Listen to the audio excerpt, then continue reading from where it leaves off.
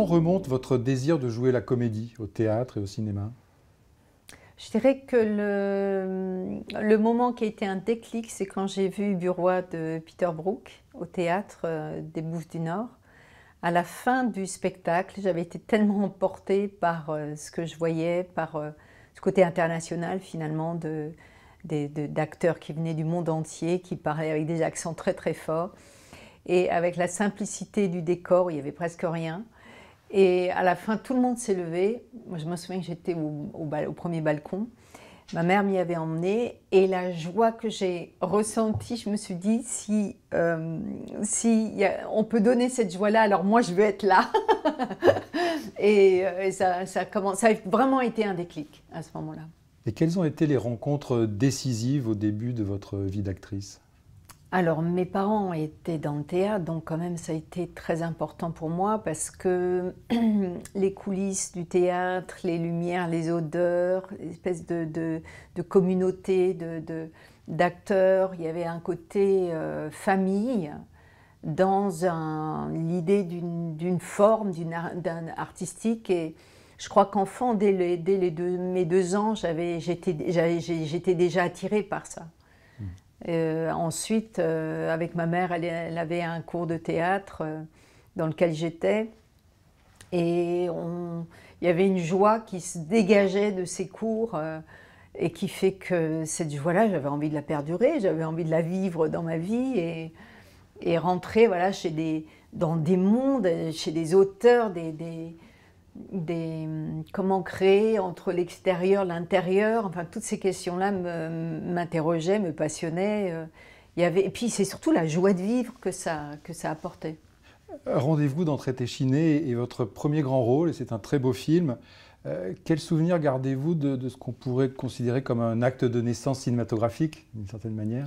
J'en garde un très beau souvenir, malgré la brutalité de certaines scènes, malgré le froid terrible. Il faisait -15, -20, et moi j'avais un impair et j'étais en jupe avec des escarpins. Donc je me souviens de ce côté rude du tournage, physiquement et émotionnellement. Je me souviens de André qui était toujours très très proche de moi, à me chuchoter dans l'oreille, à essayer de donner, voilà, d'être au plus proche de ces acteurs et donc de moi.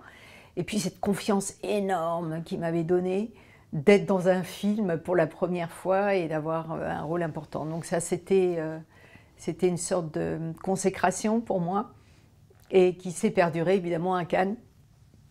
Puisque je n'y connaissais rien et donc j'ai appris ce que ça voulait dire à ce moment-là, d'être désirée finalement en tant qu'actrice. C'est troublant quand on revoit Rendez-vous, en fait, parce qu'il faut se rappeler que ce film qui vous a révélé au public, c'est un film qui raconte justement l'histoire d'une jeune comédienne qui fait l'apprentissage de son métier et qui est aussi une histoire d'éducation à la fois sentimentale et théâtrale. Est-ce que vous sentiez qu'il y avait une coïncidence entre le personnage que vous interprétiez et puis vous en tant Oui, que jeune comédienne? Mm. Et puis c'est vrai que tout au long de votre carrière, vous avez souvent interprété des femmes dont la vie est intimement liée à la création, ou à une discipline artistique. Est-ce que ce sont des rôles qui vous inspirent particulièrement? Oui, moi je pense que le désir de création, c'est un désir mystique, c'est un désir spirituel qui appelle au mystère de la création. On voit la création autour de nous, on est des êtres créés, on a été créés, mais à la fois c'est très mystérieux. Comment on peut sortir d'un ventre d'une femme et d'avoir une vie, et je pense que le fait de se mettre en tant que créateur, en tant qu'artiste créateur, à tout, dans n'importe quelle forme, c'est mystérieux. Mais ça nous rapproche d'un état spirituel, à mon avis. C'est vrai que ça rejoint un peu ma question précédente, mais il y a eu Rendez-vous, il y a eu des films où vous jouez des actrices, mais c'est vrai que vous avez incarné à plusieurs reprises des femmes à des moments de leur vie où elles sont vues comme pas seulement comme des artistes, mais aussi comme des chercheuses, comme des créatrices, que ce soit dans High Life, de George Sand, même La Passion de Dodin Bouffant. Qu'est-ce qui vous passionne en elles et comment vous abordez ces rôles-là? Alors chaque rôle est différent, parce que mon état de vie est différent, parce que la personne avec qui on va créer le film, le metteur en scène, ou le chef opérateur, ou les acteurs, ou tout le monde, il y a une synergie qui appartient qu'à ce moment-là et à ce film-là. Donc je ne pourrais pas faire un package d'une réponse par rapport à des rôles pareils, parce que ça parcourt un chemin intérieur différent aussi. Je fais des choix. Il y a des rôles que je prépare beaucoup, d'autres que je ne prépare pas du tout, et je jongle avec ce que j'ai envie de faire aussi. C'est la part de, voilà, qui appartient à ce moment-là. Si vous êtes précis sur un film, je peux vous répondre. On va y revenir, on va approfondir sur plein de films, notamment sur Camille Claudet 1915 par exemple, ou d'autres films très forts. Et pour revenir à Rendez-vous de Téchiné, c'est un film qui entretient une relation pas si secrète que ça, hein, avec un autre très beau film de votre filmographie, c'est Sils Maria. Oui.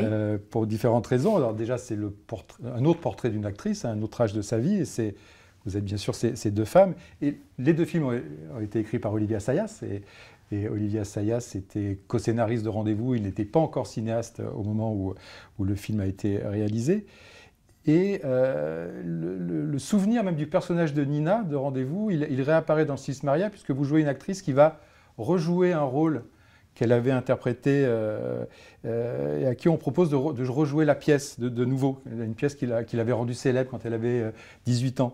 Est-ce que c'est quelque chose qui a été conscientisé, enfin, dont vous avez parlé avec Olivier, parce qu'il avait forcément cette idée, d'une certaine manière, non pas de rendre hommage au film de Téchiné, mais à le prolonger, peut-être, avec vous?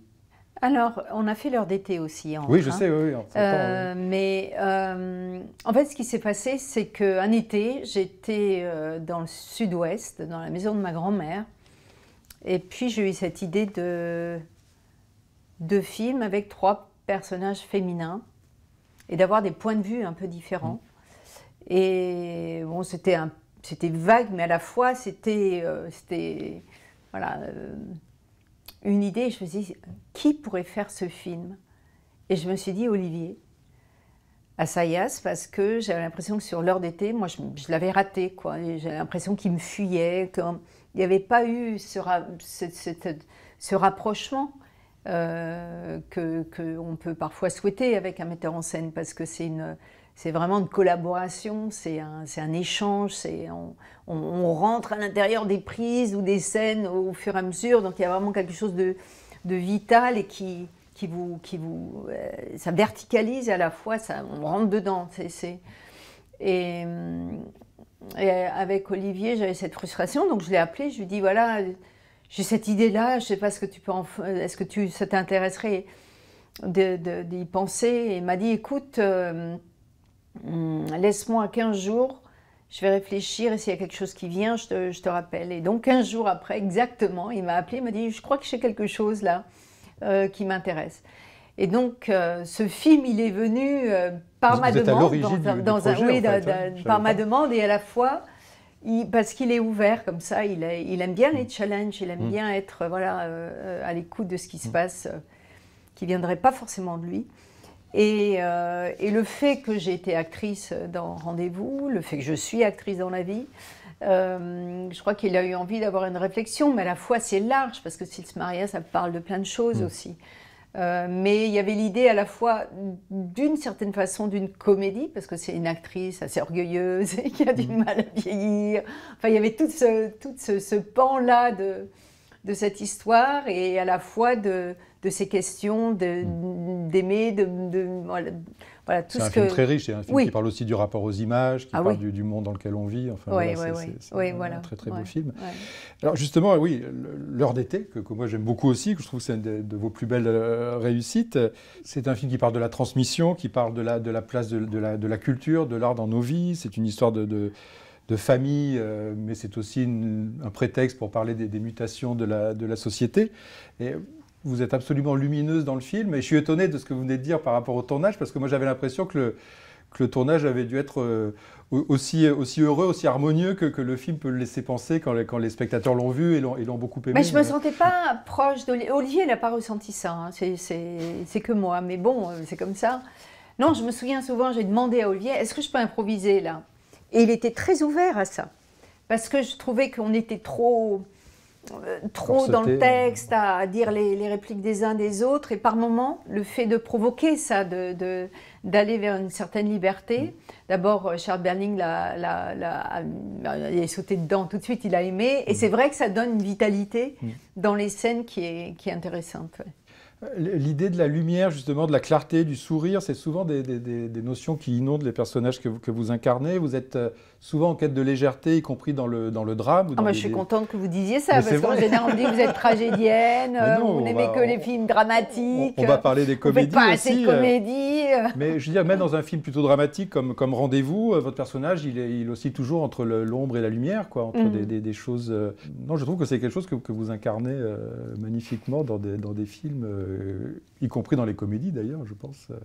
Et d'ailleurs, la comédie, c'est quelque chose qui vous apporte quelque chose de différent, c'est quelque chose... Mais je crois que c'est pas comédie, c'est juste je crois qu'il ne faut pas penser comédie. Quand on joue une comédie, il faut penser sérieux, mais c'est la situation qui fait que ça devient comique. Ou quand on pousse, mais ça doit être vrai de toutes les façons. Donc, comédie, c'est pas... Quand je fais un film qui est censé être une comédie, je pense pas comédie, parce que sinon, on se plante. Mais la comédie, c'est sûrement quelque chose qui nécessite encore plus de précision, peut-être, encore plus par rapport aux situations, par rapport au jeu, pour justement créer ce... C'est dans l'écriture même, déjà. Il y a une écriture et il y a des personnages, qui réagissent ou qui... Voilà, c'est dans les temps aussi entre nous. Par exemple, dans La Bonne Épouse de Martin Provost, c'est dans le rythme. Il était très, très à cheval sur le rythme, et il avait raison. Parce que, ou Décalage horaire de Daniel Thompson, où il y a vraiment, de votre part, vraiment la création d'un personnage qui change beaucoup d'ailleurs à l'intérieur du film. Mais à la fois, c'est une tragédie aussi. Qui est très triste aussi, bien sûr, qui a son lot de pathétique, mais qui est effectivement d'une grande précision dans l'interprétation et dans l'écriture. On a déjà parlé d'Olivier Assayas et d'André Téchiné, qui sont des rencontres importantes, mais il y a aussi beaucoup de collaborations avec des grands ou des grandes cinéastes avec lesquels vous avez tourné plusieurs fois. Est-ce que vous pourriez par exemple caractériser votre relation avec Claire Denis ? Puisque Claire Denis, ça a été peut-être une rencontre un peu retardée, enfin en tout cas, même si... Et finalement, vous avez tourné 3 films à quelques années d'intervalle, Un beau soleil intérieur, High Life et Avec amour et acharnement. Bon, on est heureux que finalement cette rencontre ait lieu et ait donné naissance à des beaux films. Et c'est surtout 3 films qui montrent, enfin surtout entre High Life et les autres, la grande diversité d'inspiration de Claire Denis, qui est vraiment... qui aime explorer des territoires un peu inusités dans le cinéma français, et qui d'ailleurs a une écriture cinématographique finalement très, très internationale, qui n'est pas du tout franco-française. Comment vous avez vécu cette rencontre et cette expérience ? C'est 3 aventures différentes. Un beau soleil intérieur, on ne se connaissait pas, donc je crois qu'il y avait toujours de l'humour par en dessous. Dans toutes les scènes, avec tous ces hommes différents au fur et à mesure du film. J'aimais aussi le rapport qu'il y avait entre Agnès Godard et elle, la chef opératrice, parce qu'il y a cette connivence, il y a c'est vraiment un parcours de vie entre elles deux et de cinéma. Mais c'était assez joyeux. Il n'y avait pas d'argent sur le film, donc on faisait avec ce qu'on pouvait. À la fois, il y avait un enthousiasme général de l'équipe, et ça, on est porté comme sur un navire, et les flots qui soutiennent. Et donc c'était... Voilà, je crois qu'on s'est vraiment reconnus, Claire et moi. Sur High Life, moi j'aime particulièrement ce film, parce que je trouve que, d'abord, c'est un regard sur notre société qui va dans le trou noir, et elle le fait avec humour et à la fois avec vérité. Ouais. Et puis j'aime l'approche de Claire, comment elle approche les scènes, comment, avec son œil là, elle cherche les angles qui l'intéressent et qu'elle aime. En fait, elle a besoin de tomber amoureuse de ses plans et de ses personnages. Et ça, c'est très... C'est vrai que quand on est acteur, c'est important. C'est pas juste, on n'est pas... Il y a une vraie relation qu'elle a avec ce qu'elle filme. Et le fait de ce côté international, hein, de High Life m'a beaucoup plu aussi. Et puis on a répété, on a été faire des exercices d'astronomie, voilà. C'est un film très physique aussi. Très physique, donc on s'est plutôt amusé. Et moi j'aime particulièrement ce film, bref. Et le dernier, ça a été beaucoup plus dur. Ça a été même, ça a été pesant et extrêmement émotionnellement très difficile pour moi. Et c'est vrai que j'ai été déçue en fait de ce qui s'était passé sur le tournage, mais bon, ça fait partie de l'histoire des acteurs, des actrices, des metteurs en scène, de tous ceux qui sont voilà, au cinéma. C'est qu'il y a des moments qui sont plus durs que d'autres et il faut pas seulement résister, mais trouver un moyen de faire quand même vivre ce qu'on doit faire vivre. Et à la fois pas trop perdre de plume. On va passer à Bruno Dumont. Moi, Bruno Dumont, c'est un cinéaste que j'aime beaucoup, et Camille Claudel 1915, je pense que c'est un moment important dans son travail à lui, et dans le vôtre aussi. C'est le début de l'internement psychiatrique de Camille Claudel, qui se retrouve dans un asile comme ça et qui va y mourir.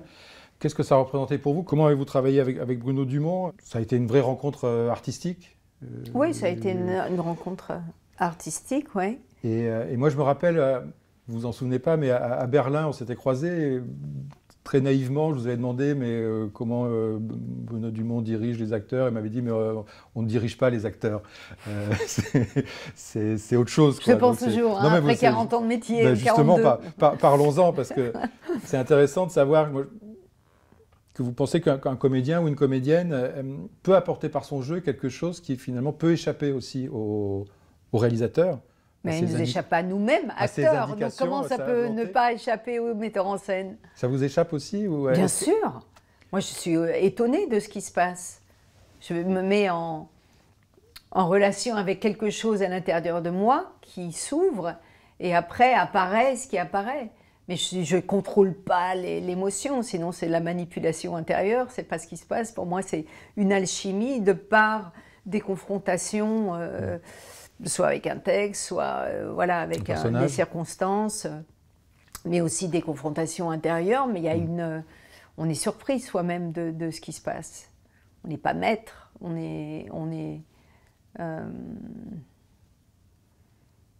c'est laisser vivre en soi quelque chose qui doit apparaître. Donc avec la volonté, on arrive à certains trucs, mais c'est pas aussi beau qu'un jeu qui vienne d'une relation à soi, mais qui en fait, je pense vraiment que c'est par l'humilité, c'est-à-dire d'accepter de ne pas savoir, d'accepter de ne pas y arriver, d'accepter, c'est par en dessous en fait que viennent les choses. C'est un peu bizarre de parler comme ça, mais je pense que un acte artistique, quelque part, il vient d'un ailleurs, il vient d'une connexion qui ne nous appartient pas, mais dont on est témoin et qu'on peut former, qu'on peut aussi parce qu'on s'exerce. C'est aussi beaucoup de travail. Enfin, c'est aussi oui, le travail. Bien sûr, c'est une recherche, mais à un moment donné, il faut lâcher le travail. Il faut lâcher presque le... On peut avoir du désir, mais il faut lâcher la volonté. Le lâcher-prise est important. Oui. Ouais. Et par rapport à ce que vous venez de dire, est-ce que, d'une certaine manière, vous vous sentez aussi autrice de vos personnages?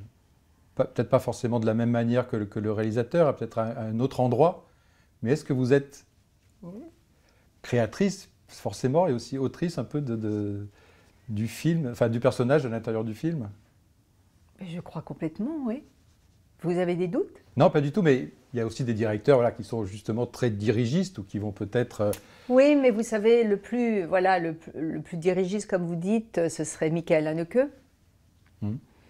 Mais lui-même, il sait le rôle de l'acteur. Il connaît l'importance de l'artiste acteur. L'acteur, c'est pas un pion, c'est une personne et qui a qui a une sensibilité, une voix, voilà, il se joue quelque chose en lui et c'est toute la fibre artistique de l'acteur qui fait le rôle. Évidemment, après, c'est monté, comment un film est construit, alors ça appartient complètement au metteur en scène et au monteur, parce que c'est quand même c'est comme un personnage presque. Mais après, alors il y a des metteurs en scène, enfin on ne peut pas parler d'une manière générale. On ne peut pas généraliser. C'est trop... Mais c'est vrai que moi je voulais parler de Michel Haneke, et je pense qu'effectivement il est peut-être perfectionniste, il est peut-être dans le contrôle, mais c'est aussi quelqu'un qui accorde une énorme importance aux comédiens, aux acteurs. Ah oui, parce qu'il sait ce que c'est. Ouais. Il sait ce que c'est que l'humain, que la matière humaine. Et puis lui-même, il a été... Oui, il a été acteur aussi, oui. Il a joué. Et ces personnages, ces acteurs, ne sont jamais des marionnettes. Enfin, ils apportent une dimension humaine. Alors même s'ils se méfient de la psychologie, je pense qu'il y a une humanité dans ces films qui passent beaucoup par les acteurs et les actrices. Pour revenir à Bruno Dumont, après Camille Claudel 1915, il y a un autre film tout aussi singulier, je dirais, mais dans un autre genre, c'est Maloute. Puisque là, c'est encore une étape, une surprise chez Dumont, puisqu'il est dans un film à la fois lyrique, bouffon, inquiétant, il s'essaye un peu burlesque, d'une certaine manière. Alors, vous êtes au diapason dans ce film, avec d'autres acteurs, comme Fabrice Lucchini ou Valéria Bruni-Tedeschi, une grande bourgeoise très excentrique, très perché. Est-ce que vous avez exploré des nuances de jeu, une approche du jeu nouvelle, y compris pour vous, dans ce film? Pour Camille Claudel, Bruno n'avait pas de scénario. Enfin, il avait un scénario, mais il ne voulait pas le donner aux acteurs. Donc c'était un peu compliqué. Pour savoir comment, ce que j'allais raconter, ce que j'allais jouer, il m'a dit « mais non, mais ça va venir » et tout ça. Puis à un moment, je dis au restaurant, je dis « ce serait quand même bien que tu me racontes un peu l'histoire pour que je sache au moins vers quoi je vais ». Et donc il m'a raconté, j'ai écrit sur la petite nappe en papier du restaurant à Saint-Rémy-de-Provence, je crois, puisqu'on tournait là. Et donc j'ai noté en vitesse voilà, tout ce qu'on allait traverser dans le film.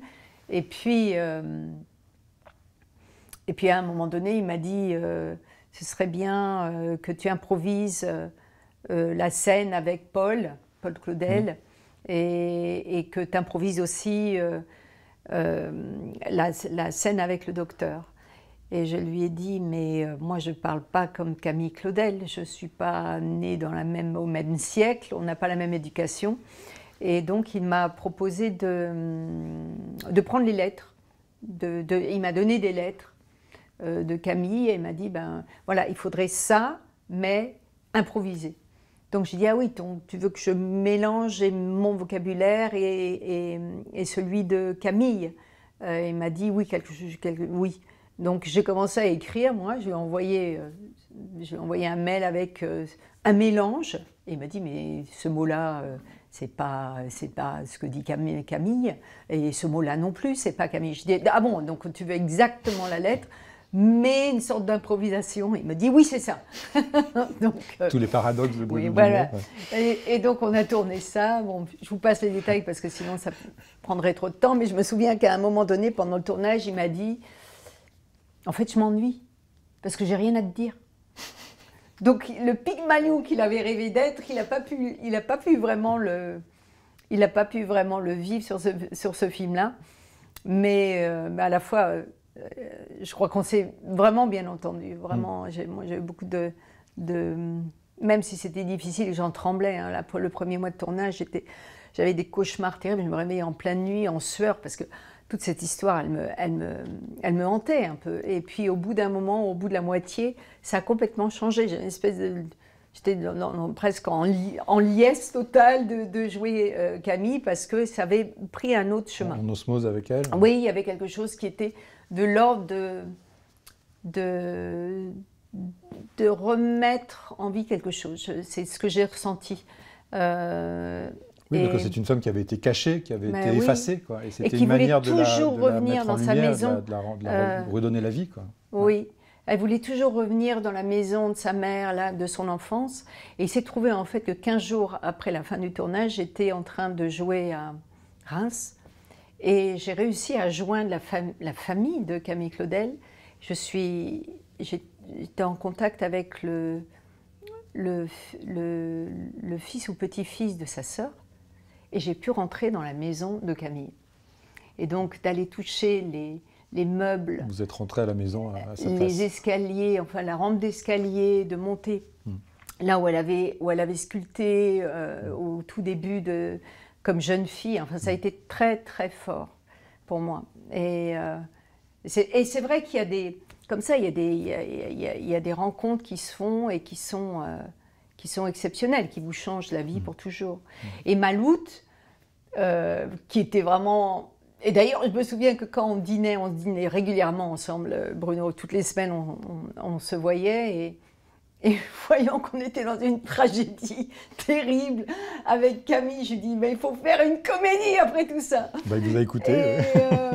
Et donc, je ne sais pas si c'est à cause de ça, mais en tout cas, Maloute, pendant la préparation, parce qu'on a essayé les vêtements, et la costumière est absolument géniale. Elle a une façon, par exemple, de préparer les vêtements qui font que quand on les met, ben, on est dedans. C'est parce qu'elle les travaille, elle contre le sol, enfin, et les costumes de Maloute, il y avait toute cette folie déjà dans les tissus, dans les choix, dans les couleurs et tout. Et donc, je me souviens d'un essayage, et moi j'étais sur un autre tournage, donc pas complètement à 10 000 lieues de Maloute. Et il me dit, bah alors comment tu vas le jouer? Vas-y, fais-moi un essai. Comment tu vas le jouer? Vas-y, dis-moi. Je dis, mais écoute, j'en sais rien. Et à la fois, je me suis dit, je vais me faire virer, quoi. Il a une façon de me demander d'avoir un résultat immédiat. Et je dis, écoute, j'en sais rien. Et puis en fait, 1 mois et demi après ou 2 mois après, quand on a joué, on s'est vu. Je suis arrivée la veille du tournage, ce qui m'arrive jamais, mais enfin là, c'était comme ça. Et on a dîné ensemble, et il était complètement décontracté. Il ne m'a pas posé une question de comment j'allais dire les textes, comment j'allais faire. Et puis voilà, dès le premier jour, ça a pris, et on s'est bien marré. Vous avez fait... Et c'est la première fois que j'ai vu Bruno, parce qu'il était dans une espèce de petite maison noire, là, parce que avec la lumière de dehors, on ne peut pas voir le combo pour vérifier les scènes. Et il était dans sa petite cabane noire, et je me souviens de l'avoir vu dans une des impros avec Lucchini, parce qu'il m'avait demandé d'improviser comme ça. Donc je gênais Fabrice Lucchini, qui essayait de dire son texte, et moi, comme je faisais un peu d'une espèce de bouillie de langage, parce que mon personnage avait reçu quelque chose, je crois, c'est vrai, dans la figure. Et je me souviens de Bruno qui est sorti de sa cabane, mais hilar, c'est-à-dire il essayait de s'étouffer pour pas faire de bruit. J'ai réussi à faire rire Bruno Dumont. Oui, c'était quelque chose. Vous avez fait avec Léos Carax deux grands films, 2 films marquants de l'histoire du cinéma français, Mauvais sang et Les Amants du Pont-Neuf, ce qui ont 2 grandes histoires d'amour. Quel fut votre investissement d'actrice? Alors j'imagine qu'on imagine immense dans ces 2 films qui sont 2 mélodrames traversés par des fulgurances poétiques. Et c'était vraiment 2 films qui ont vraiment marqué les gens et qui continuent de marquer les gens dans le monde entier. Ça a été deux expériences intenses. Oui, très différentes, complètement différentes. Mauvais sang, Ce que j'avais aimé, c'est qu'il avait Léos et Jean-Yves Escoffier, qui est son chef opérateur, et avec Alain Dahan, à l'époque, le premier producteur, ils ont inventé une façon de tourner un film. C'est-à-dire qu'on tourne sur une longueur, que les gens soient moins payés, mais comme on travaille plus longtemps, finalement, les gens les techniciens s'y retrouvent. Et donc, on était dans un énorme lieu qui avait été consacré à cette... en banlieue, c'était consacré pour le décor de Mauvais sang. Et moi, j'ai rentré dans un univers, j'avais vu Boy Meets Girl, et j'ai été complètement fascinée. Et j'étais très heureuse de faire partie du projet, et à la fois un peu l'aventure avec le saut en parachute, avec la montgolfière et toutes les aventures de la montgolfière. Je vous passe les détails, mais c'était quand même assez rocambolesque. Et Et puis, voilà, l'envie de lui plaire, de m'offrir à tout ce qu'il il désirait, quelque part. J'avais envie d'être acceptée par lui, aimée par lui et filmée par lui. Donc c'est très, très spécifique à ce film-là. Et puis la relation entre Jaïv et lui était très belle aussi, très émouvante, avec le chef décorateur Michel Vandestien, qui a aussi donné toute cet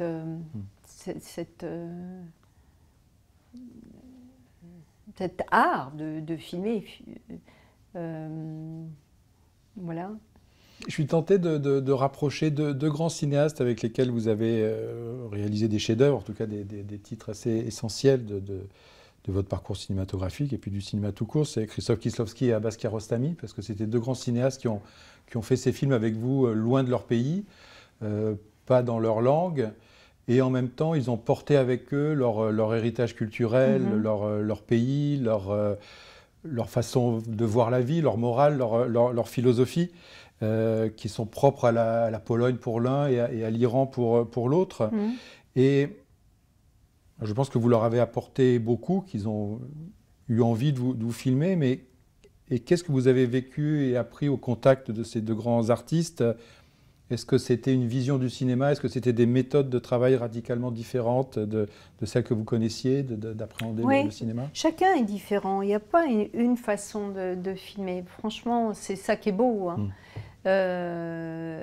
Kieślowski ne voulait faire qu'une prise. Il fallait vraiment, je ramais à chaque fois pour en faire une deuxième. Dès qu'il y avait un problème technique, il voulait bien refaire une prise, mais pas avec les acteurs. Et c'était très frustrant pour moi au début, donc je me battais. Et j'y arrivais à peu près. Et à un moment donné, je suis tombée malade en plein milieu du tournage, parce qu'il y avait des courants d'air, il y a souvent des courants d'air. Et parce qu'on s'installe rapidement dans un lieu, et puis c'est assez précaire, et donc on peut tomber facilement malade sur un tournage. Mais après ça, j'ai arrêté de me battre, parce que j'avais plus la force de me battre. Mais il y avait... Bleu, pour moi, c'était un film, un tournage très... finalement léger, facile, malgré le thème du film, où dans l'histoire, je perds mon enfant et mon mari dans un accident de voiture, mais peut-être parce que j'étais prête aussi.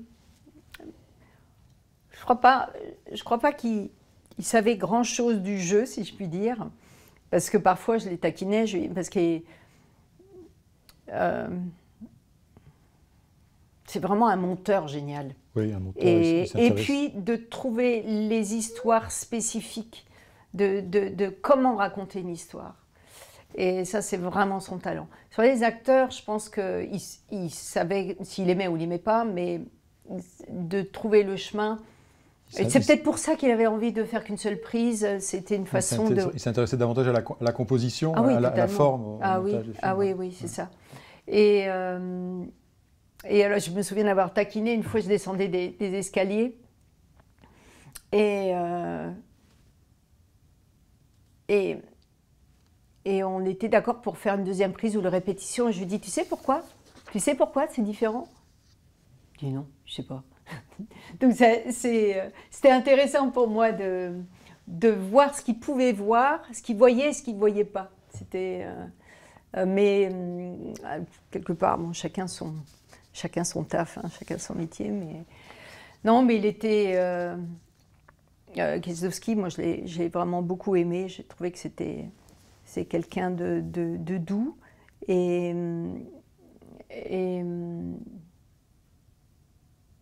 une intelligence de cœur, quoi. Franchement, c'est ça. Il disait souvent kurba, kurba. Et à un moment donné, je lui dis, mais ça veut dire quoi, kurba? Il m'a dit, non, on va pas te traduire. Vous savez ce que ça veut dire maintenant? Oui. Et Kiarostami? Et Kiarostami, ce qui était beau, c'était qu'on était à Lucignano, en Italie, et on a tourné dans un village, et le village, en fait, c'était comme un studio, finalement, parce qu'il était tout petit, et on a tourné en chronologie. Et au début du tournage, il m'a montré, en fait, c'était le temps des VHS, il avait tout filmé avec sa première assistant, avec la traductrice Massoumé, avec son producteur Charles Gilibert, enfin, délégué à l'époque. Et il avait en fait filmé tout le scénario. Il avait, avec ces 3 personnes qui lisaient le scénario, et il a tout monté, et il nous a montré cette bande VHS à l'acteur et moi. Et en fait, on a vu tout le film. C'est la maquette du C'était la film. maquette du film. Ouais. C'était génial, j'ai trouvé, parce que c'est la première fois que ça m'arrivait de voir le film avant de le faire. Et ça m'a fait comprendre d'ailleurs qu'on arrivait vraiment dans une sorte d'entonnoir. On arrive à la fin à la chambre et à la salle de bain. Mais le tournage, il a été très, très facile. Très facile. Limpide. Limpide, ouais. La recherche de l'amour, c'est une quête que traversent souvent vos personnages. Alors bon, toutes les grandes histoires d'amour qu'on vient d'évoquer, mais dans un film que Celle que vous croyez, de Safi Nebou, vous interprétez magnifiquement une femme qui passe de la dépression à une forme d'effervescence amoureuse grâce à ce faux profil qu'elle va créer sur les réseaux sociaux, mais qui reste tout de même enfermée dans la solitude parce que c'est une fausse relation. Elle se retrouve piégée dans une spirale de mensonges. Vous êtes très attentive à interpréter le sentiment amoureux, mais sous toutes ses formes, et aussi suivant les époques et les lieux. Et là, on est dans une représentation très, très contemporaine, finalement, très, très, très juste. C'est ça qui vous avait séduit dans le rôle? Ben, quand j'ai lu le scénario, j'ai été vraiment à l'intérieur de ce labyrinthe. C'est une sorte de thriller aussi.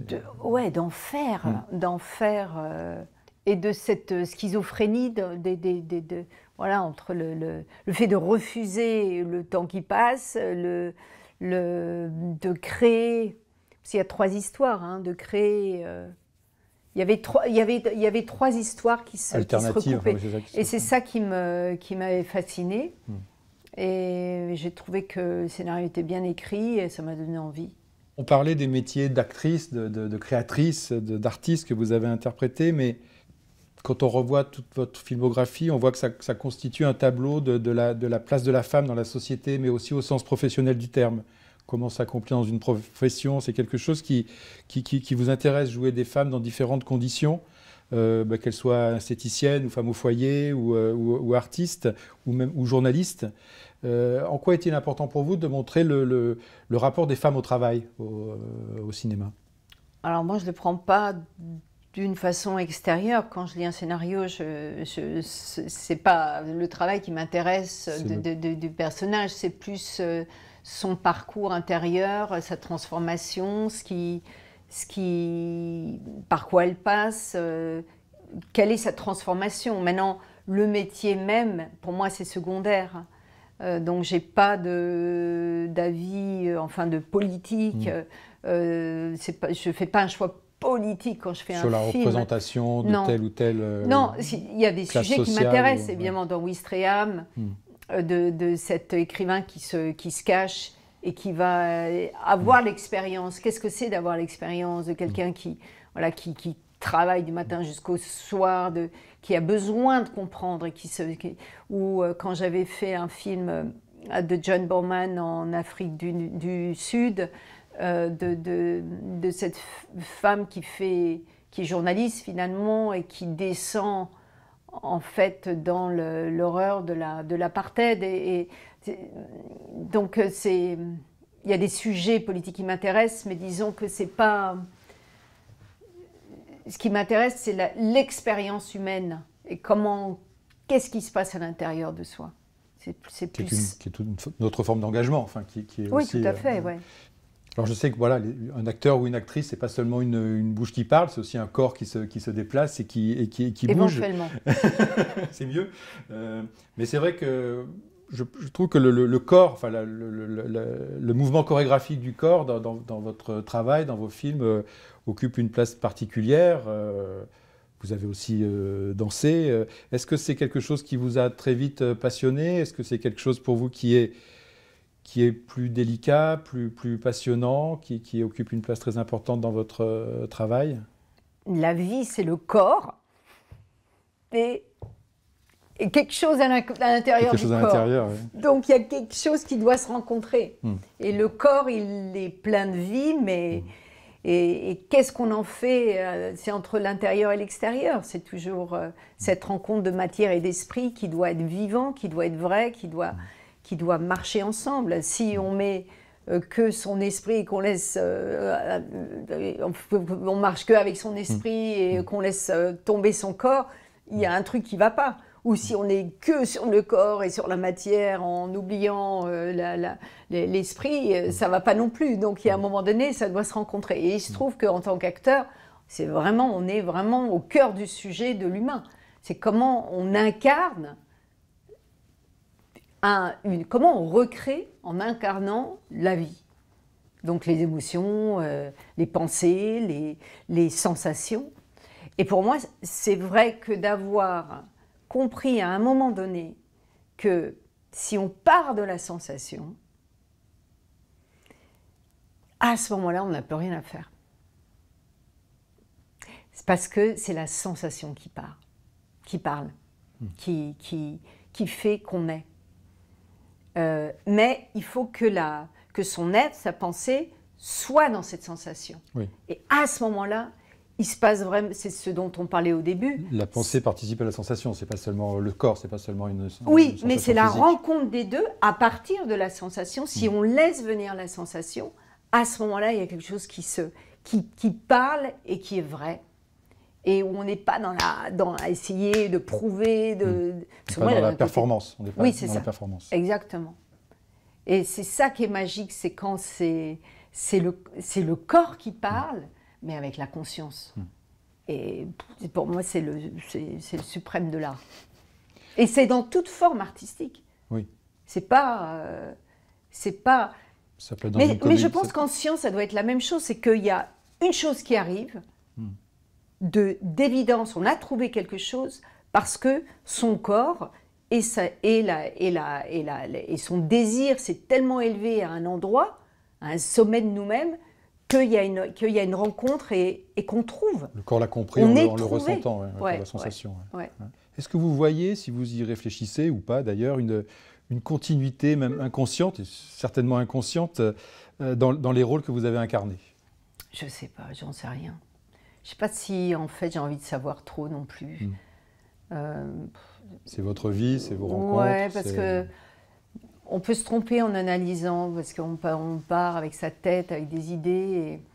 Et pour moi, c'est plus être libre de dire oui à un projet qui m'étonne, où j'ai envie de tenter, où je ne suis pas sûre, mais tant pis, j'y vais. Ou alors, c'est évident, parce qu'avec ce metteur en scène-là, ça va être forcément passionnant.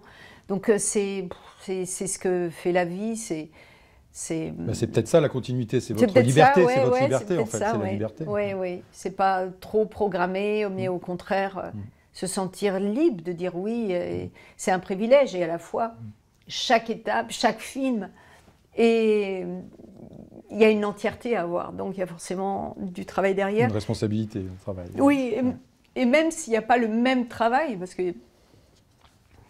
parce que parfois, moi, ça m'est arrivé de plonger dans un film sans avoir préparé, parce que c'était un choix. Ça faisait partie du projet. Ça faisait partie du projet. Mais j'ai adoré tenter, par exemple, le film de Hao Xiaoxian. Oui, j'y pensais justement. Oui, parce que là, c'est une plongée sans filet, non? C'est ça. Mais le filet, c'était sa joie, quoi. Oui, son bonheur de faire le film. C'est le bonheur de faire le film, c'était ça le filet. Et de préparer avant. Parce que le décor, on l'a préparé, je ne sais pas, pendant un certain temps, pendant 3 mois. Le voyage du ballon rouge, c'est ça? Pardon? C'est le voyage du ballon rouge? Oui, voilà, c'est ça. Et j'étais très étonnée de sa précision sur le lieu, créer le lieu des personnages. La topographie du film, enfin. Oui, le lieu, que dans le frigidaire, il y ait absolument ce qu'il faut, que dans les tiroirs, il y ait absolument ce qu'il faut, enfin, tout était assez précis. Il m'a demandé d'arriver avec des valises, avec des objets pour faire me sentir chez moi. Et donc, il y avait une prise c'était tout improvisé et à la fois il y avait une espèce ça venait comme tout était en place. Oui, tout était précis, tout était en place. Ouais. Ouais. Est-ce que votre travail d'actrice vous a donné des envies de mise en scène? À la fois, c'est étonnant parce que quand on joue, quand on travaille, je dirais pas, enfin, on participe à la mise en scène, c'est normal, on est dedans, donc à un certain travail de la mise en scène, pas tout évidemment, parce qu'on n'est pas à la table de montage. Vous êtes autrice quelque part du film. Oui, mais c'est normal. De toute façon, c'est un travail de groupe, collectif, donc même si à l'arrivée, on doit avoir un capitaine de bateau, sinon voilà. Mais oui, évidemment que j'ai envie. Et à la fois, il faut laisser le temps au temps. Bien sûr. Merci beaucoup, Juliette Binoche. Merci.